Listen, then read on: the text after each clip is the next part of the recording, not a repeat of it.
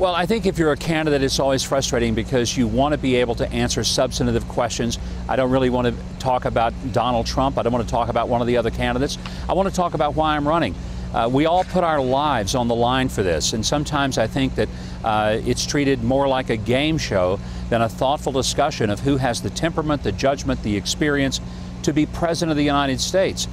So I don't think anybody walked off that stage last night saying, boy, this was really focused on the substantive issues that matter to America.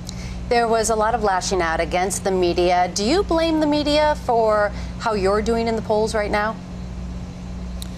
You know, I don't blame them for how I'm doing in the polls. I mean, I'm doing better than I was 8 years ago, and I came in second place in the entire process. I don't worry about the polls. I do think the media is responsible for making more of the polls than they mean, because 4 years ago, Herman Cain was leading in the polls. 8 years ago, Rudy Giuliani was leading in the polls. Neither one of them became the nominee.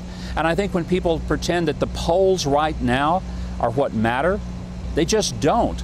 They are a reflection of how much airtime somebody might be getting, how much attention they're getting, but it not as a reflection on who's going to actually win those early states.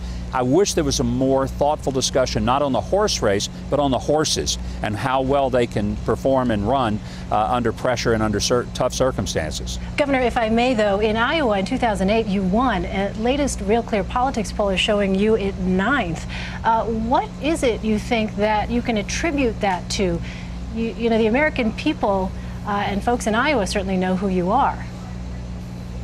Yeah, you know, but we're putting together the kind of organization that will win in Iowa, and we understand this. This is better than where we were 8 years ago in Iowa.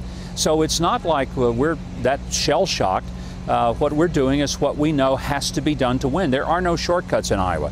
But let me tell you something about Iowa, and I've been there. I got more votes than anyone in the entire history of the Iowa caucuses, so this much I know about winning Iowa. It all breaks late. Whoever you think is going to win, you're probably wrong until just before it happens. In fact, 4 years ago, Rick Santorum was in 4th place the week before the Iowa caucuses, and he ended up winning. So anybody who can predict this, and the media has been completely wrong in predicting where it was going to be. Nobody said Donald Trump would be leading the polls this long. Nobody thought Ben Carson would be at the top. So if the media has been this wrong so far, why would anyone say, well, now they're right all of a sudden? So no, I think all of us who have done this process before, we've done more than watch it from the press box. We've actually played the game. We know that it's about organization and getting that ground game going, building the structure out there in the counties. That's what wins. So, Governor, are you predicting you're going to win in Iowa? And if you don't, will you stay in the race?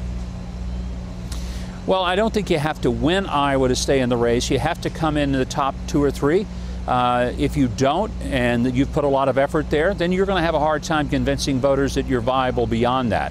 But we're planning to win Iowa. I'm not just, going out there to end up participating. I don't want a trophy for participation. This is the presidency we're seeking, and there is no prize for second place. All right, Governor Mike Huckabee.